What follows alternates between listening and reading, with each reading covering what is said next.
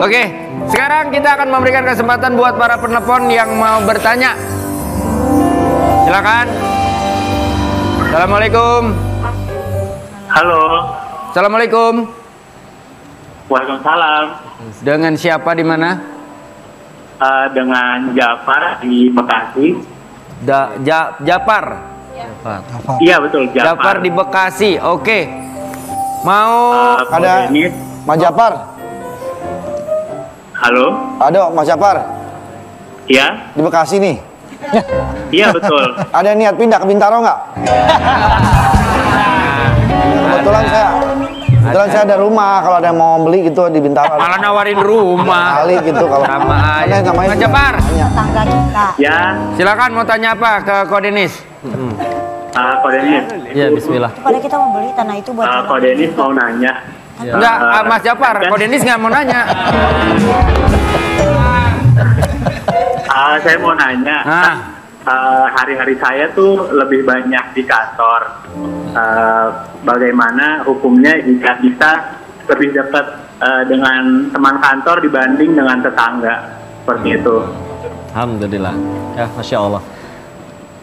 Yang saya tahu namanya di kantor. Terima kasih. Iya, terima kasih. Assalamualaikum warahmatullahi wabarakatuh. Makanya ini salah satu faedahnya kalau kita sholat jemaah ya, terutama memang kan laki-laki. Karena di kantor juga nggak 24 jam, saya yakin nggak 24 jam. Sedangkan kan kita pasti ketemu kayak misalkan waktu subuh atau misalkan minimal isya. Yang kalau misalkan kita sholat, laki-laki yang seharusnya memang di masjid kan jadi ketemu tuh. Ketika di masjid kan ketemunya pasti sama orang yang rumahnya dekat masjid itu juga. Berarti atau dengan bisa dibilang, yaitu tetangganya juga. Itu salah satu faidah-faidah lain dari keutamaan sholat berjamaah tepat waktu di masjid itu dengan kayak gitu. Maka silakan, kalau dengan itu bisa terjaga ya harus dilakuin. Tapi kalau misalkan ternyata akhirnya kondisinya bener-bener, kok saya beneran kerjanya 24 jam loh di kantor, ya, maka ya sudahlah, dimanapun kita berada, yang penting kita jadi manfaat, jadi amal soleh, jadi kebaikan. Jadi ngelihat orang itu pokoknya udah harus ngelihat mereka adalah jalan-jalan bagiku untuk ke surga. Dia nyebelin, oh dia fasilitas penggugur dosaku. Dia jadi kebaikan, oh mungkin doa ibuku terkabul makanya dia nolongin saya. Cari 1001 alasan untuk berbaik sangka, cari 1001 alasan untuk berbuat kebaikan ke orang aja. Karena yang paling untung dari orang yang berbuat baik kan yang berbuat baiknya. Allah nggak dapat komisi apa-apa. Satu dunia berbuat baik, Allah nggak dapat komisi. Satu dunia maksiat seluruhnya, Allah juga nggak rugi. Yang rugi pelakunya. Udah habisin. Alhamdulillah. Baik, alhamdulillah, terima kasih. Boleh. Silakan, Kak Ayu. Kan misalnya gini Pak Ustadz, tetangga kita ada yang jual tanah. Ya. Ya kan, tanahnya itu kan pinggir jalan tuh, maksudnya jalanan bisa kita. Terus niat saya pengen beli nih, karena saya mikir saya pengen lebarin jalanan, jadi buat masyarakat juga. Tapi malah tuh tetangga itu bikin harganya berkali-kali lipat, itu gimana Pak Ustadz? Karena tahu Kak Ayu yang nawar. Iya. Ini kayaknya curhat tapi niat beneran kita nih. baik Pak Ustadz, kita beli pengen buat jalanan kita lega. Baik. Buat masyarakat tuh gimana tuh? Baik, Aktivitas orangnya apa gimana? Ya, salah satu amalan yang paling luar biasa itu, salah satunya membuka jalan, Kak, betul. Karena dengan akhirnya jalan itu dibuka, silaturahmi bisa terjalin, orang di situ dakwah bisa masuk. Itu termasuk salah satu pahala yang, Masya Allah. Kalaupun ternyata gara-gara ditawar, dia ngasih harganya misalkan 5 kali lipat dari yang seharusnya, maka demi Allah pahalanya Kak Ayu juga 5 kali lipat nanti di hadapan Allahnya. Walaupun kita nggak jadi beli? Ya, kan dapat pahala niatnya. Oh iya. Kan kalau hal baik, niat aja udah dicatat ya. Betul. Baru niat aja. Ya gini enaknya urusan sama Allah tuh gitu. Kayak ada yang ngajakin bangun masjid, masjidnya belum jadi, kita udah sedekah, kitanya meninggal duluan. Di hari akhir buku catatan amal kita dicek, misalkan nggak kecatat, nanya ke Allah, ya Allah, tanggal segitu engkau tahu saya sedekah, kenapa nggak ada di sini?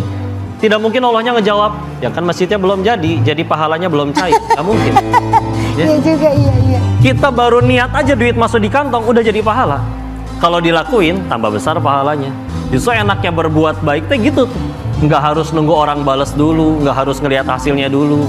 Ketika udah itu yang jadi tujuannya, nanti ngelakuin apa-apa lebih ringan. Karena nggak gampang pundung juga kalau orang nggak ngebales. Ya udahlah, manusia bisa balas apa sih? Kita udah berbuat sebaik apapun, dia pengen bersepakat selamatin Kak Ayu ke surga yuk. Kata yang punya surga nggak ngizinin kan repot juga.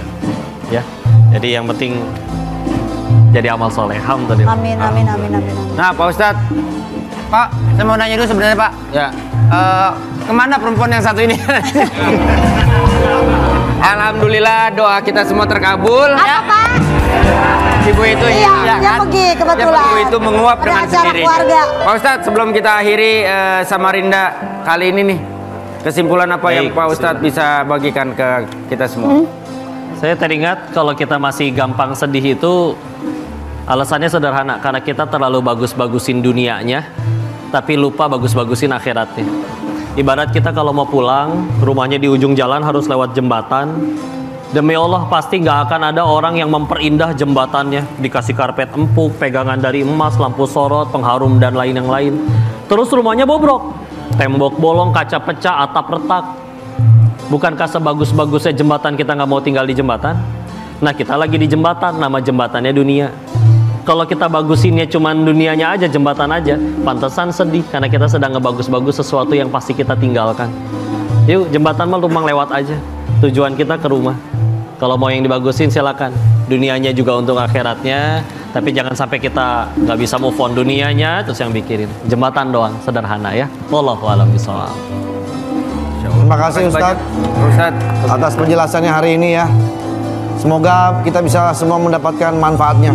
Amin, amin ya Rabbal Alamin. Ya Allah. Nah ini ngomong-ngomong ada yang mau lewat nih. Iya, siapa tuh?